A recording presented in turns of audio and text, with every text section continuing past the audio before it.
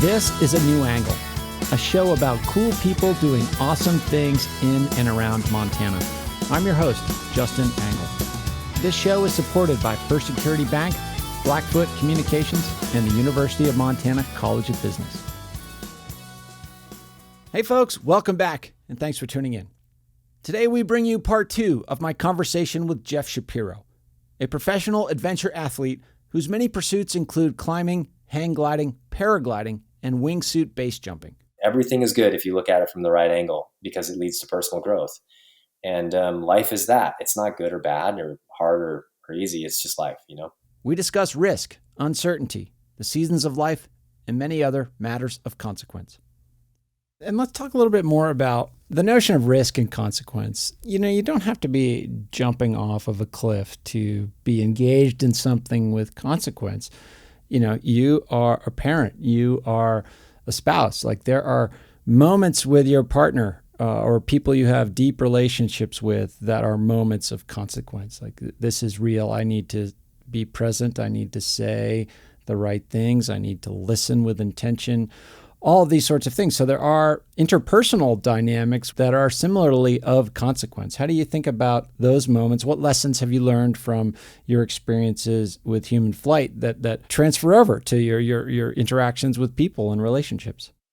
Yeah, well, I mean, you said a lot there. And I think a lot of what you said was not only straight truth, but also was pretty heavy, right? Like, yeah. I mean, honestly, what's worse? I mean, dying's easy, right? Like, you know, when someone dies, they're not feeling any loss or pain. They're gone. Mm-hmm. And well, I don't really know what happens, but you know what I'm saying? Yes. My point is that, you know, having a bad relationship, like in my estimation, and like I said, I don't mean this in a judgmental way, but just in my own eyes, having a bad relationship with my daughter would be worse than death, you know?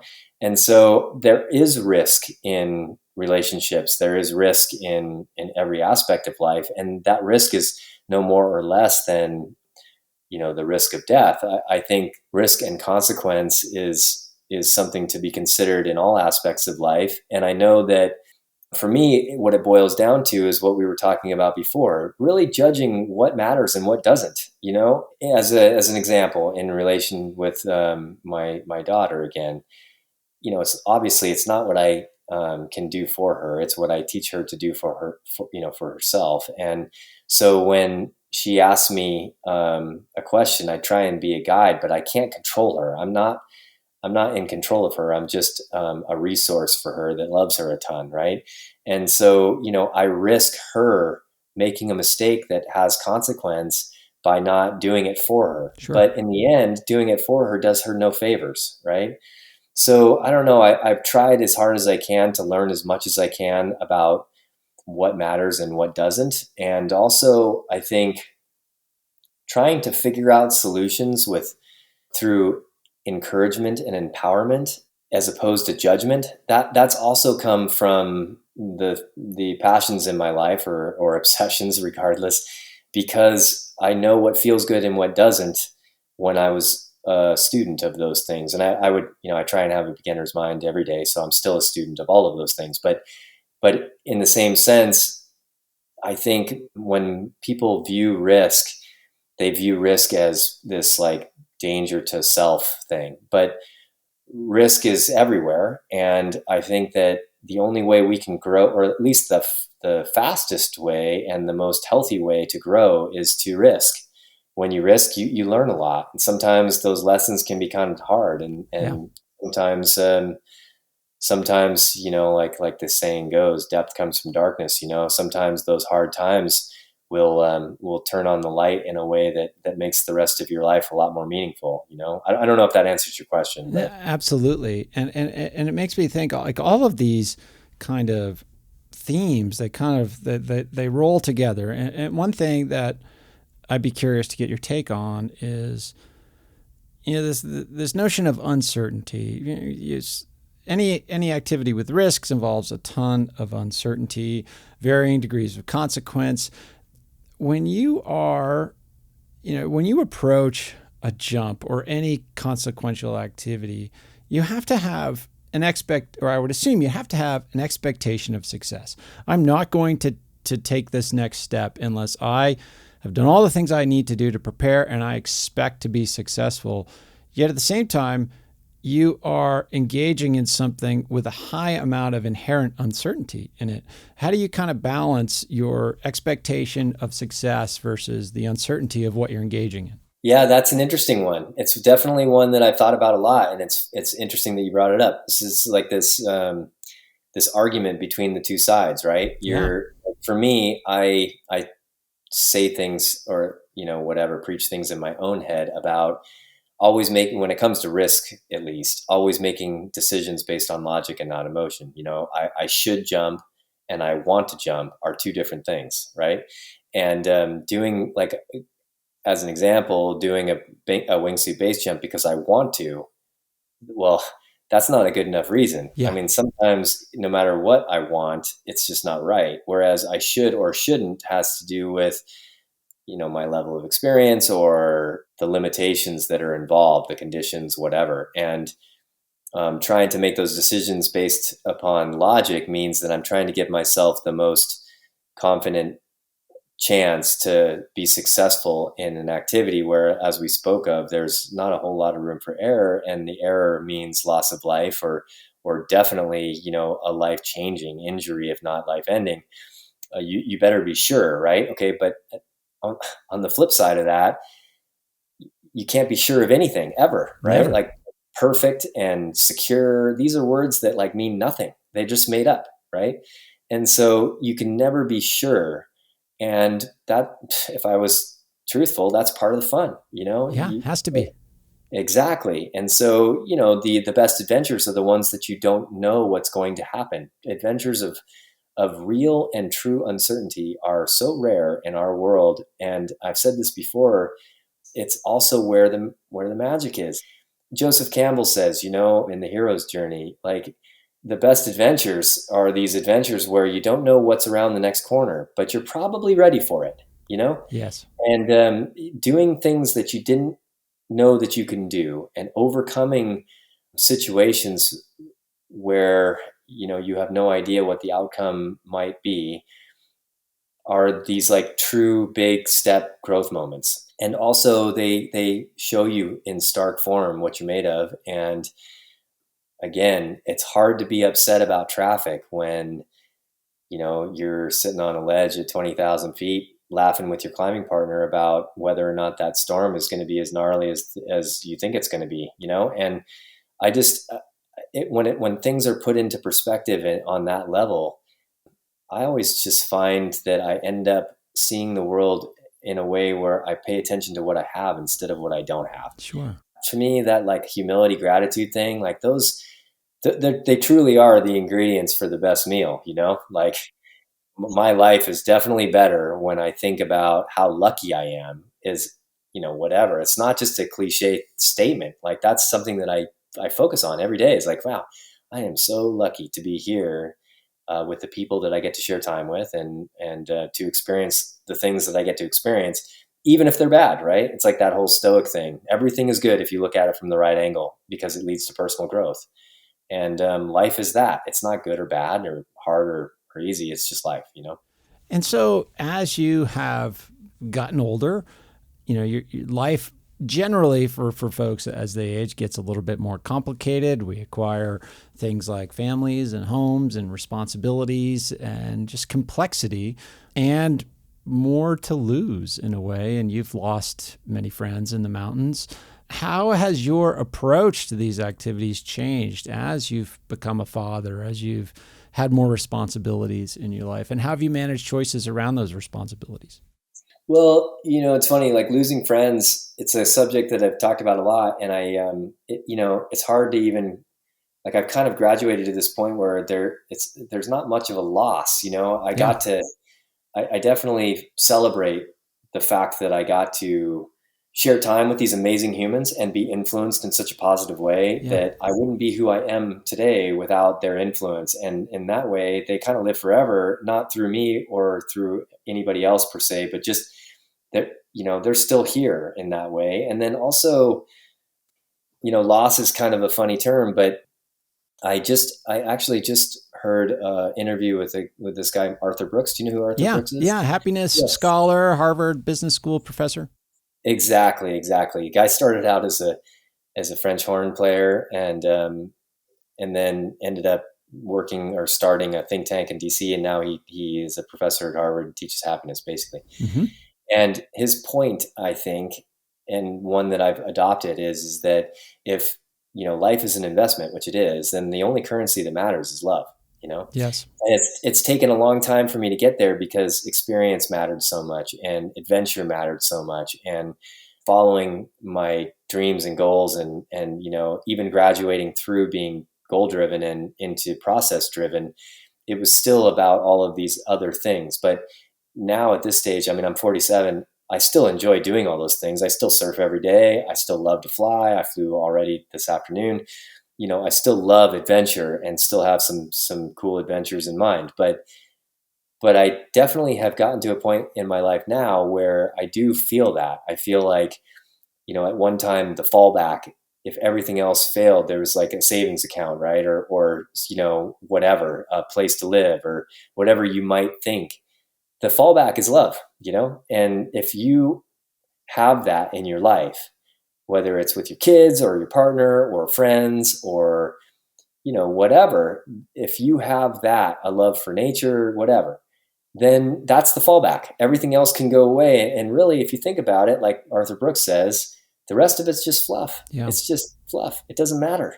What matters is that we try and be kind to other people. We love hard, and we hopefully get loved in return. And at the end of the day, if you can make if you can be a positive influence on other people, not to say that has to be your life goal. You can be an introvert and still do that. Then you're living well. I mean, like, what else do we have? Like cars and all that other shit. Like, you can't take it with you. Like, none of that matters. Just the relationships that we have with the people we care about. That's it. Love and the relationships we have with the people we care about. That's the lesson. Yeah, it is so interesting, the Arthur Brooks stuff, like love being the currency of the investments you make in life. It's also, love is something you have to invest in as well. We have to make choices to earn the love of others, give love to others. Does that resonate? Do you have anything to say about that?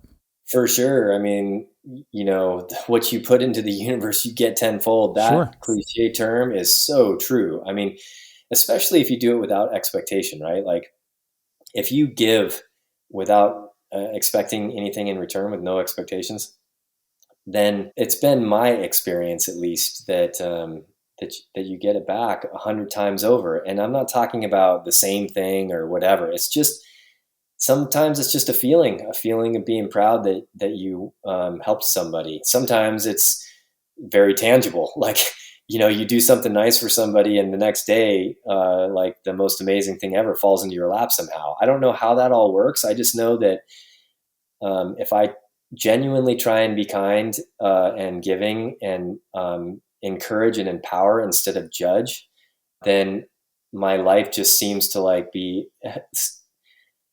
I don't even know, man. I just feel so psyched all the time. I can't believe how lucky I am, and it's funny. It's like, it's not to say that everything's good, like, Yeah, absolutely. I have trials and tribulations like everybody else, and we have hard times and whatever. I got stuff to deal with, and there's stress, and there's all kinds of things. It's not like everything's fluffy all the time. That's not even it.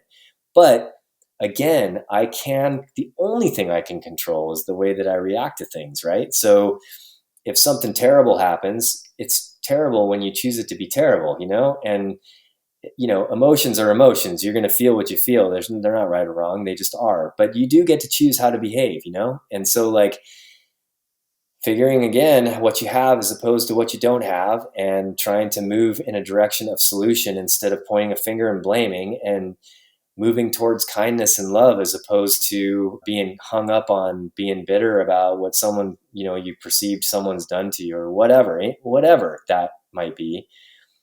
One road is negative and the other road is positive. And if you live trying to walk continually towards that positive side, then I think the best things in life just seem to continue to happen and be presented and available, We'll be back to our conversation with Jeff Shapiro after this short break. A New Angle is supported by First Security Bank, Blackfoot Communications, and UM's College of Business. Access to capital, broadband, and education are 3 ingredients any community needs for success. Hi, this is Kelly Webster, Chief of Staff at the University of Montana, and you're listening to A New Angle. Welcome back to A New Angle. We're talking about risk and consequence with Jeff Shapiro. Jeff, in our remaining time, I'd love to talk about some of the transitions you've made in life recently. In the last little bit, you've moved to the Oregon coast. You're taking what you described as a pause from wingsuit base jumping. Talk about kind of your relationship to sport right now, your move of geography, your relocation and re-engagement with the ocean, harkening back to your time in Hawaii, I'm sure. When I was just a youngster, a little grommet, most of my friends had, posters of cars or swimsuit models on their walls. I always had posters of surfers, and surfing was one of those things that I always wanted. And, I was never in Hawaii long enough to get good at it. And, being someone who's sort of driven to be as proficient as possible at most of the things that I've tried to do, I supplemented by snowboarding and by skateboarding and all these things when I was a kid, but then got completely engrossed in the mountains and that life to have let that part go. Well, when I went through this stage in life where now I recognize it as maybe a bit of PTSD from losing so many friends, it's funny that I say that ironically after talking about not having it not be such a loss, but having a number of my very, very, very dear friends, some of the dearest friends that I've ever made, pass away jumping, sometimes with me. When that happened, I started to unconsciously emotionally divest from other people. Sure. And, I was getting pretty short, and my bullshit tolerance was pretty sensitive. And I basically was feeling a bit frustrated when I didn't quite understand where those feelings were coming from. And now I think a lot of it came from that, just this dealing with this train wreck of having so many friends die. And, just to give whoever's listening a little bit of perspective, there were years where it was 4 to 6 a month. Wow. So we're talking about like good friends, people that I traveled with and that came to my home and like read to my daughter on their laps. They were dying sometimes 2 a week. Gosh. And, we'd go on trips to Switzerland and I'd look around in the bar and realize that not everybody in that bar was going to be alive at the end of that trip, more or less the year. God. So it was definitely a pretty wild time. And I went to a double funeral for 2 friends who passed away in Yosemite, and Dean Potter was one of them. And after that pretty intense experience in the valley, I ended up heading to the coast just to get away from people and to whatever, just to sort of gather my thoughts a little bit. And on that trip, I ended up having coffee across the street from a surf shop, and the smell of the surf wax and all that stuff is as weird as it sounds. It brought me back to when I was a little kid and, walking through surf shops as a youngster in Hawaii. And then I went and walked on the beach and just looking out at the ocean. I had this incredible opportunity and experience to sail across the South Atlantic on a small boat with 2 other friends. We sailed from Cape Town to northern Brazil. And that whole stretch of 1 or 2 years where this experience of rediscovering the smells and the sort of the feel that I got from looking at this unbroken horizon, which was the Pacific, and then also getting to spend so much time with my thoughts at sea on that sailing trip, made me realize how cathartic the ocean was and how much I missed it. It showed me how much I missed it. So we started to visit a very dear friend of mine on the Oregon coast. I've been coming here to fly hang gliders and paragliders for since the early 90s, really. And it's always been a special place for us. But we showed up here and spent quite a bit of time here on the coast and in the sort of, Pacific Northwest rainforest that is the raw Oregon coast. And it was just like, it just felt like it was right, and also, God, this love for surfing, when I got to get in the ocean every single day and sort of reinvest in that art form, I just like it was just it felt like home, it felt like coming home. So we ended up, when my wife and my daughter was a senior in high school, she was up for the adventure. My wife was looking to get out of Montana just because Missoula had grown so quickly. I think we there's 35,000 people when we moved there. Now there's like 85,000. It was just time for us to have a little bit of a new environment and to walk a different path. And we ended up here, and I couldn't be happier. I'm surfing every single day, and my partner Kara is neck deep in her form of art, which is pottery, and my daughter's thriving and is just doing really, really good here. And yeah, it's been great. We're growing veggies at the house, and I'm surfing in the ocean every day and doing a lot of spearfishing, and yeah, it's been great. And how are you making choices about where to allocate your energies and time at this stage of life? I let truth decide that for Okay. me. You know, in other words, if it's a project, especially if it's a project like a film project or something, if it's a project that my daughter would be proud of, I'll do it. You know, Right. like That's a great way to I'm look at it. into it. Or if it's something that means a lot to me, you know, like if it's a conservation project or a project that creates some awareness about climate change or these really important issues that I think need to be discussed and talked about and thought about, then I'm in, you know. But if it's just like, you know, certainly I'm not interested in any of these like a hey look at me project at all. And you know, the projects, whether it be climbing a new route in the greater ranges or going on a surf trip or you know, doing an expedition paraglider or whatever, if they call to me, then I do them, you know. And if they don't call, then I don't. And at some level, there was a time in my life where I felt like I should, and now it's just whether or not I want to. And that's a pretty privileged place to be. So Absolutely. I definitely recognize that. But at the same time, I feel like at this stage, I get the most out of the things that I do if they mean a lot to me. And if they don't, then I don't really want to wish I was somewhere else, you know? So like climbing at one time, it was all about, you know, doing the thing, right? Like finishing the route, doing the first ascent, like climbing something that's harder than I've ever climbed before. And now, you know, the guy sitting next to me is way more important than the summit making the seat, you know? Sure. And my relationships with my partners in the mountains matter way more. And the experience that we have matters far more than whether or not, you know, I'm perceived as being successful or not. So yeah, I'm way more careful about who I choose to adventure with. Selective for sure. And I definitely am more selective about the projects that I want to do. And they're driven by very, very authentic sort of feelings about whether or not it's going to add something fulfilling and wonderful to my life. And if it's not, it's just about ambition or accomplishment, then usually I'm not really into it. Right. Well, I'm tremendously grateful, and I hope our listeners are, that you chose to say yes to this engagement.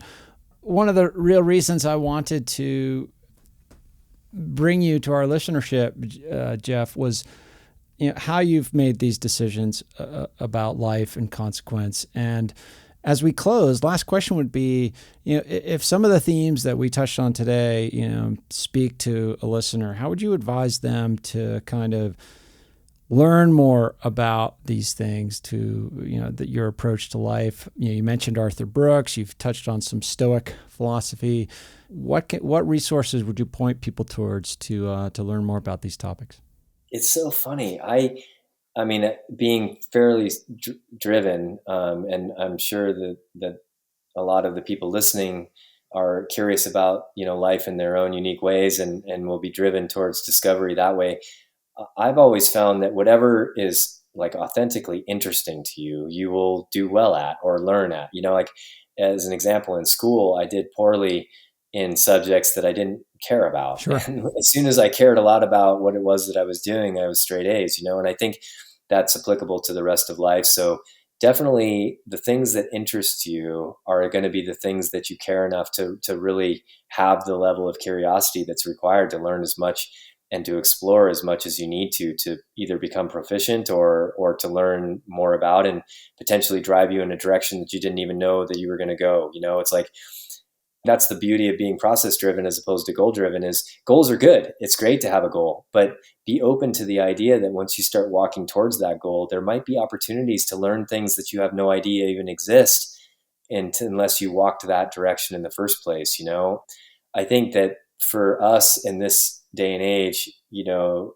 we're no longer in like the Encyclopedia Britannica. We got an unlimited amount of information at our fingertips through the internet and resources like podcasts. I've learned so much from different podcasts because you can actually hear, the connotations in someone's voice and their excitement about something, and it always got me fired up to want more, to learn more, to experience more, And so I would say if any subject interests somebody, it sounds so complicated to learn that new sport, or to get educated towards a new job, or to make these big life decisions that feel so big, but they're actually not. The question is can I put my right foot in front of my left? And the answer is always yes. So just take that first step and continue until you learn the things that you want to learn with an open mind, to go in directions that you didn't know existed. And all of the best things that I've been able to experience kind of came from that mode, or that process. So learn as much as you can, be open-minded, be curious, stay curious, and then just do it. Don't make excuses as to why it's too hard. Just ask yourself what that first step is, and then just do that, and then the next step, and then the next step, and eventually you'll find yourself in a place that you never could have imagined. Yeah, that is the best way and kind of the only way to do it. Jeff, this has been a pleasure. Thank you so much, and we look forward to an update down the road. Yeah, cheers, Justin. Thanks for having me.